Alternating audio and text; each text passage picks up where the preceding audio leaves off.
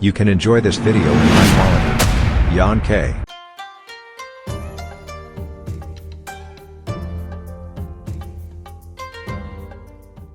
皆さん、こんにちは。ジャパントラベラーのマテンロウです。今回は、日本百名城の一つとして数えられる、広島県福山市丸の内一丁目にある、福山城を巡る旅をお届けいたします。この動画は視聴者の皆さんが、実際に旅をしているような仮想体験する番組です。どうぞお楽しみください。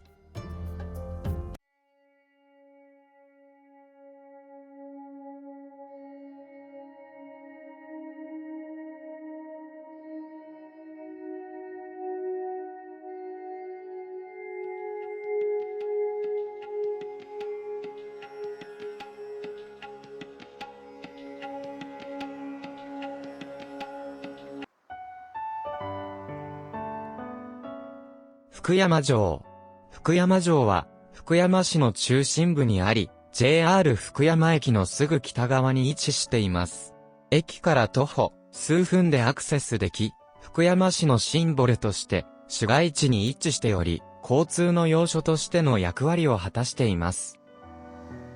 福山城は現在、国の史跡に指定されています。国の史跡とは、日本の文化財保護法に基づくもので、歴史的、文化的に重要な遺構として、国が保護、保存しているものです。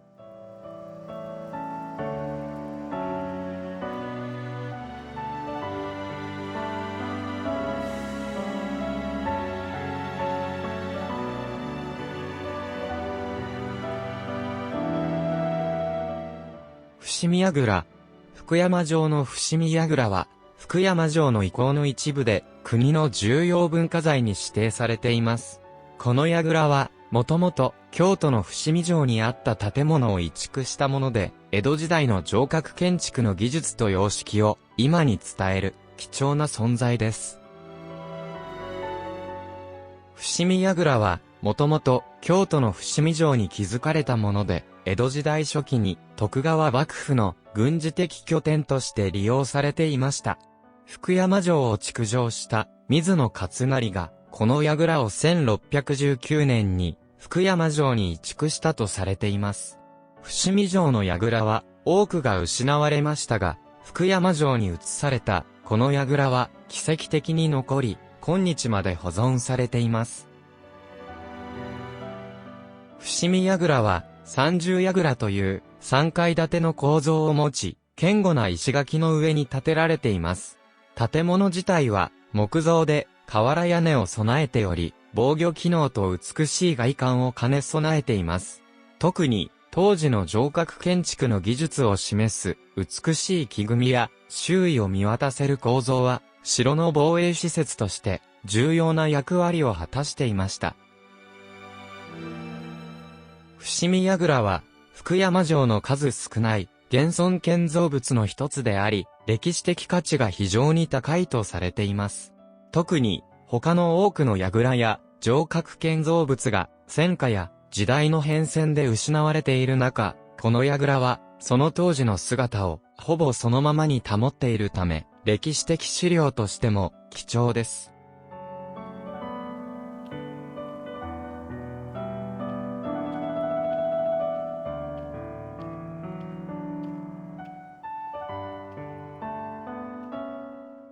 安倍正弘の銅像。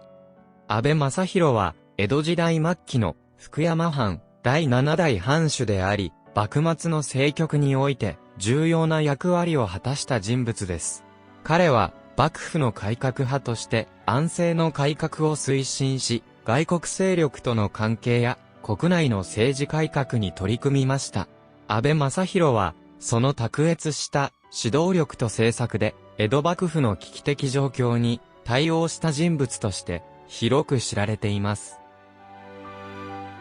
安倍正弘は福山藩主でありながら幕府内でも重要な役職を歴任しました。特に老中首座として幕府の最高権力者の一人として活動し、1853年、正弘はペリー来航に直面し、鎖国体制の維持が困難な状況に置かれました。彼はこの危機的状況に対し、従来の幕府の方針とは異なり、諸大名や朝廷に意見を求めるという新しい政治手法を取り入れました。これにより、幕府の意思決定に多くの藩が関与するようになり、幕末の政治情勢が大きく変わる契機となりました。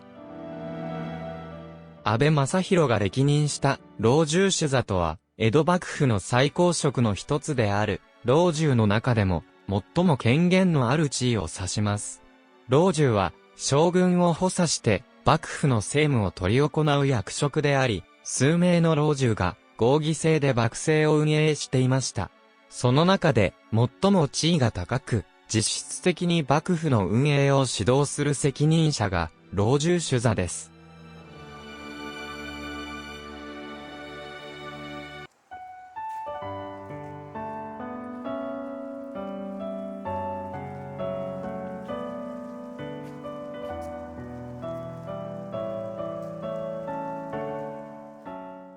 筋金御門。福山城の筋金御門は、福山城の重要な建造物の一つで、城の大手門、正門にあたる門です。この門は、江戸時代から続く歴史的な城門であり、その名の通り、筋金入りの構造を持つことから、筋金御門と呼ばれています。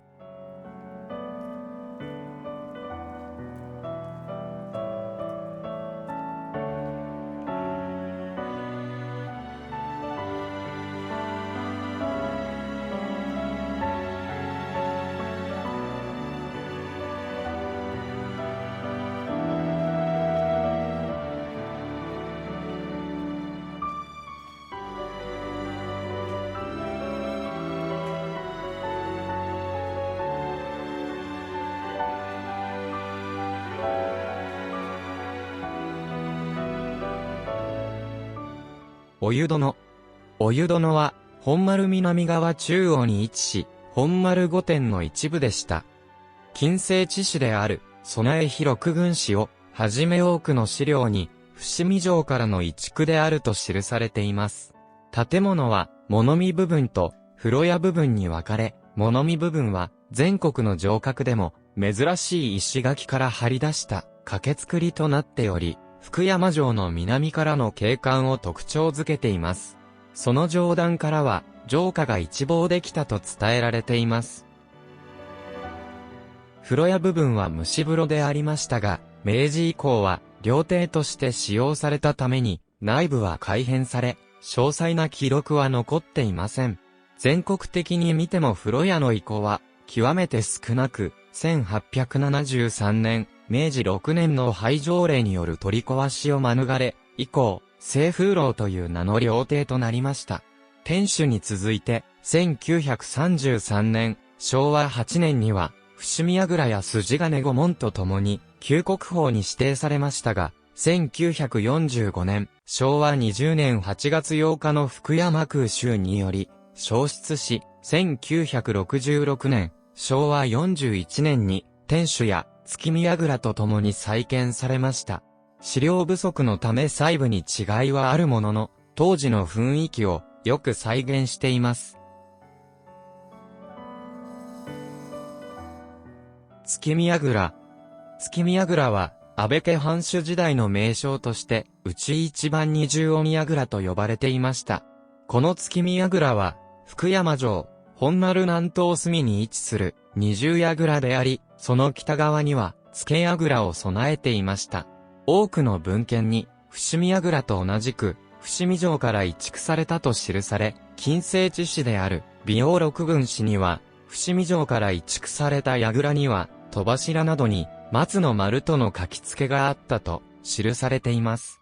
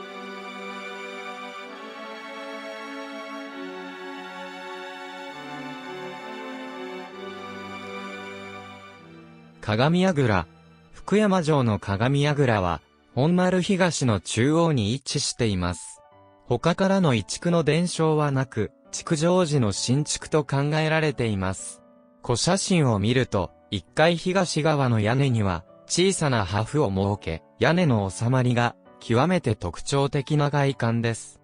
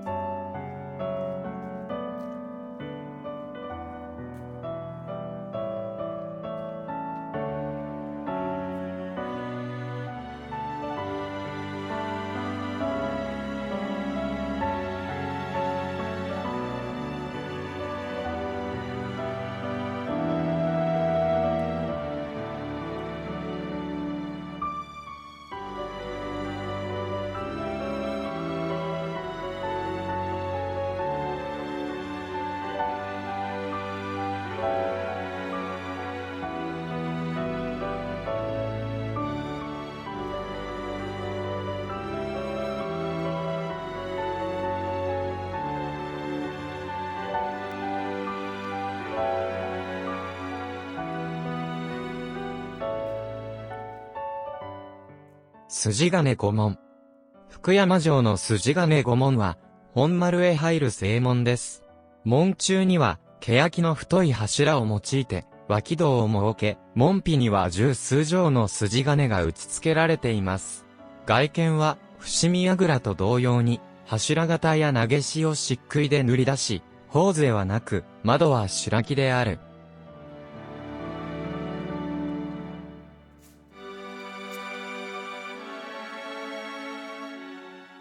筋金御門には、狭間は設けていませんが、窓の格子を三角形にすることで、射撃の効率を図っています。屋根瓦には、水野家の家紋である、太刀面高が使用されています。内部は、門の上部を一段高く取り、床張りとし、その左右は土間になっています。筋金御門は、1873年、明治6年の廃条例での取り壊しを免れ、1933年、昭和8年に、伏見櫓と、お湯殿と共に、旧国宝に指定されていました。1945年、昭和20年8月8日の、福山空襲を免れましたが、1950年、昭和25年に、文化財保護法が施行された際に、旧国宝の分類は、重要文化財に改められました。そのため、現在の筋金御門は、重要文化財として指定されています。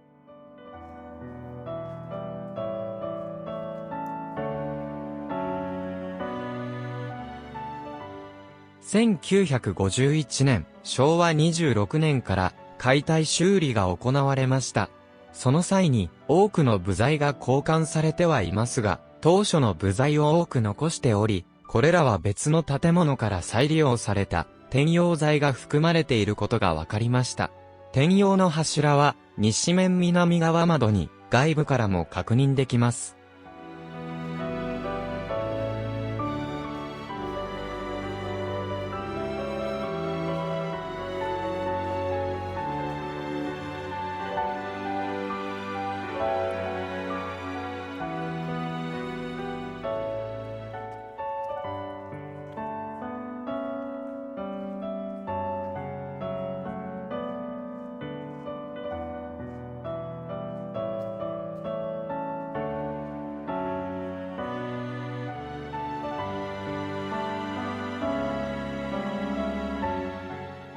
筋金御門は高い防御力を持つことで知られ、特にその扉には筋金と呼ばれる鉄板が施されています。この鉄板が外部からの攻撃を防ぎ、耐久性を高めているのが特徴です。門自体も重厚で、城の防御システムの重要な一部を担っていました。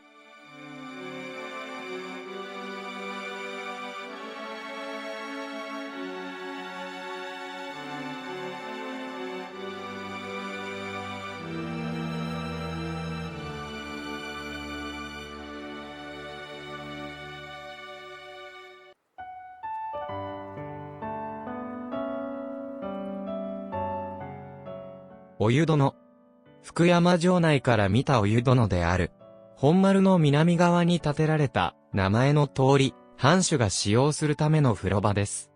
内部は3間半、4間半の物見の間と3間半のお風呂に分かれています。物見の間は南に面し、座敷を上中下の3段に分け、上段の間は藩主が湯上がりに涼をとっていたと言われ、さらに城下を眺望できるように、高欄を回らせ、しかもそれは石垣状にせり出しています。また中段は、近親者、下段は、従者の控えとなっていたようです。また風呂は、現代でいう、サウナのような、蒸し風呂であり、本丸御殿と、廊下続きでありました。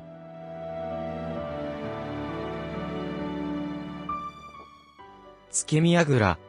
月見櫓は、6軒5軒、本丸南東隅にあり、武家屋敷の広がる南側や、町人屋敷の広がる、南西入江方面も、展望できる位置に築かれた、2層2階の櫓です。2階部分には、高欄付きの回り縁が備えられ、冒頭述べたように、城下の様子を一望することができます。また本丸を守るといった意味合いから、軍事上においても、重要な建物であったため、実際の機能は不明でありますが、1階南側に、石落としが古写真等から確認でき、古い建築様式を持っていると言えます。また本来は、参勤交代などの際に、藩主の到着を見極める、着見櫓のことであるとも言われており、事実、岡山城や高松城にも、同じ名前の櫓が存在しています。さらに伏見櫓等と同じく、京都伏見城からの移築と伝わっています。1879年、明治12年頃、廃城令の煽りを受け取り壊され、伊予館と呼ばれる貸し会場が建てられます。余談でありますが、1897年、明治30年に、最後の藩主であった安倍正武が福山を訪れた際に、この伊予館で、元家臣らと謁見したと本人の日記に記してあります。鏡櫓。鏡櫓には、多聞櫓が連結され、天守近くまで続いていました。現在の東側の上り口付近で、折れ曲がり、石垣が一段高くなっていました。折れ曲がり付近に、賃櫓、安倍家藩主時代の名称、うち3番お物見があり、本丸御殿の真向きの建物と、廊下でつながり、物見の役割をしていました。長大な多聞櫓は、福山城の外観を特徴づけ、城の防備をより高めています。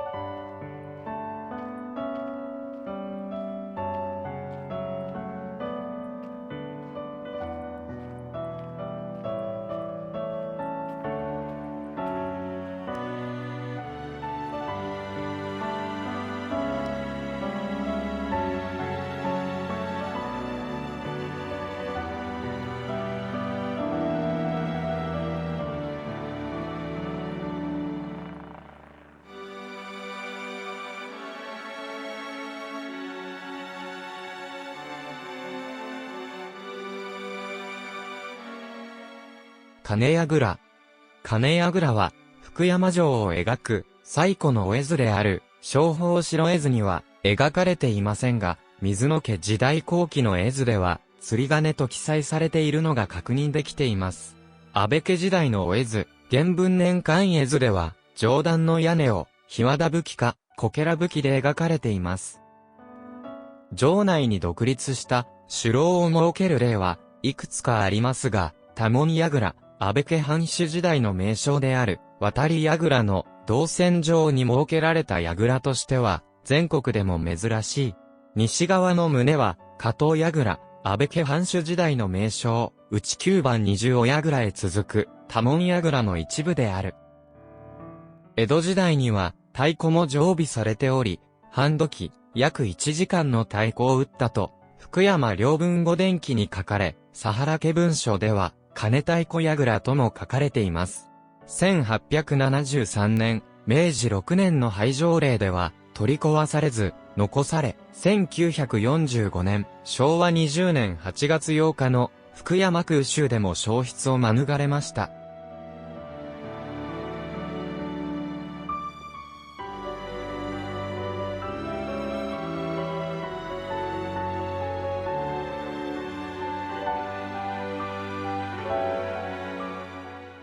伏見櫓、京都の伏見城、松の丸にあったものを、水野勝成の福山城の築城にあたって、徳川二代将軍秀忠が移築させたものである。伏見城の城郭建築の意向としては、稀有なもので、白壁三層の豪華な姿に、桃山時代の気風が伺われます。また、二階梁より、京都伏見城からの移築を表す、松丸の東櫓といった、刻印が発見されており、国内でも有数の明確な伝来を持つ櫓として、その価値をさらに高めています。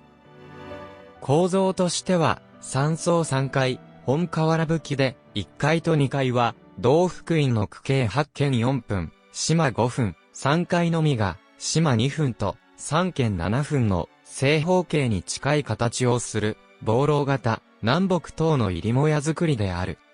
外壁は、江戸期以降、頻繁に見られる、総塗り米ではなく、柱痕がそのまま露出しており、また、北側、本丸側は、木製の柱が、そのまま露出しています。破風は、3階の四方に一つずつあり、特に東西のものは、3階を貫く形で、施されています。その他、筋鉄御門方面を、防御のために1階東側に3つ、3階南側に2つの、鉄砲狭間を備えています。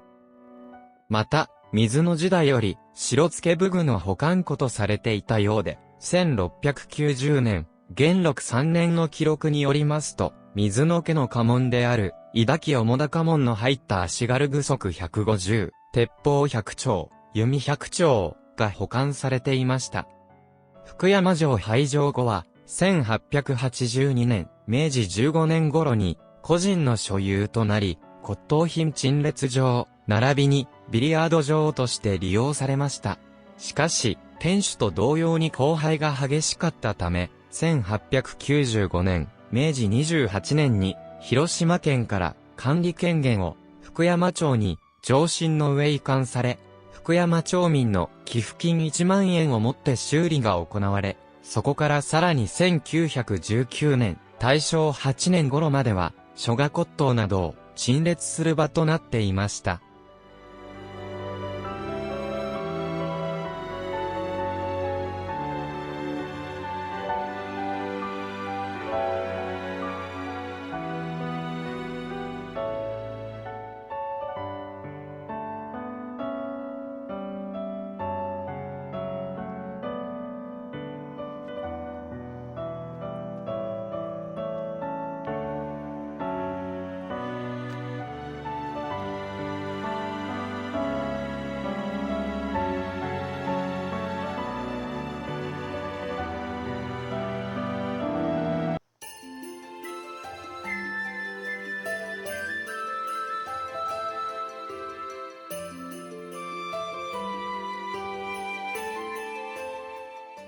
福山城の天守である。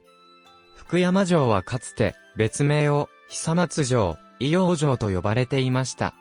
別名の久松城については、初代福山藩主であり、築城主でもある水野勝成の出身地に由来します。水野勝成は、三河の国、現在の愛知県の久松山城を拠点とした家系に生まれました。そのため、新しい福山城にも、この久松の名を継ぎ、自らの家系や出身地への敬意を示したのです。また、久松という言葉には、長く繁栄し、松のように力強くあれ、という願いも込められているとされ、福山城が、福山藩の中心として栄えることを祈る意味も、含まれていました。また、別名、伊養城という別名は、広島県福山市一帯の古い呼び名、伊養に由来しています。これは、広島県以東部の地域がかつて、足が茂る湿地という意味の、伊養と呼ばれていたことに起因します。伊養は、土地の自然の特徴を表現したもので、福山城の築かれた地が、豊かな自然に囲まれ、瀬戸内海に面した湿地帯であったことを反映しています。このように、地域名を城の別名とすることで、福山城が福山の地と密接に結びつき、地域の象徴的な存在であることが強調されています。福山城の城郭構造は輪郭式平山城で、周囲に防御施設が配置された堅固な設計が特徴です。平山城とは、丘や山の中腹に築かれた城のことで、海や川といった自然の地形を生かし、外敵に備えた構造となっています。天守は、複合式相当型の55階、地下1階の壮大な建築で、1622年の築城当初は、その壮大さが、藩の象徴として高く評価されていました。現存する天守は、1966年に鉄筋コンクリート造りで復興されたもので、王子の姿を模して再建されています。福山城は、福山藩の象徴であり、防御の中枢でした。戦略的な位置にあり、遠く、瀬戸内海まで見渡せるため、敵の接近を早期に察知することができました。この天守は、当時の技術を駆使して築かれたもので、福山藩の威厳と力を象徴しています。55階、地下1階の天守は、1階を9軒、×8軒、およそ20メートル ×18 メートルとし、5階の平面である5軒 ×4 軒で、およそ10メートル ×9 メートルのもやを中心に、各階の廊下が上段へ向け、規則正しく減ってゆく、相当型天守に分類されています。地下は、天守台穴蔵の上部に窓を開ける、半地下とし、初住の窓は2段となり、徳川大阪城天守や二条城天守とも共通しています。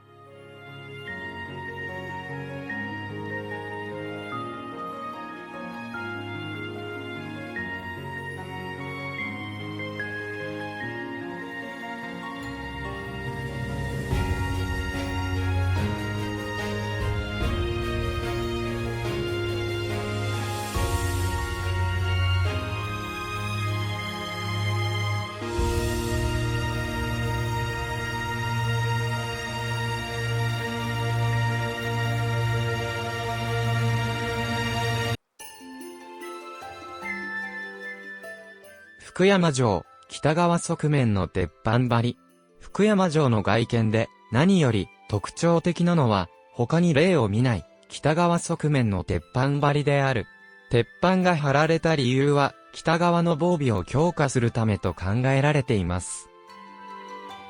山並みが迫り、防備上の弱点となっていた北面は砲撃への対策とされる厚さ3ミリの鉄板が最上層を除いた壁面全体に貼られていました。このため、北側から見た天守は、壁面が真っ黒な佇まいでありました。これは、日本全国の天守にも類例がなく、福山城天守で最大の特徴となっていましたが、再建された天守では、再現されていませんでした。しかし、2020年、令和2年から2022年、令和4年に行われた、築城400年を記念した大改修で古写真や多城の鉄板の調査、また王子の鉄板との比較検証などが行われ、王子の素材感などを再現しながら安全性にも配慮した復元的整備が実施され、全国唯一とされる天守北側の黒い鉄板張りが復元されました。また、天守最上階の窓形状、狭間なども外観復元されています。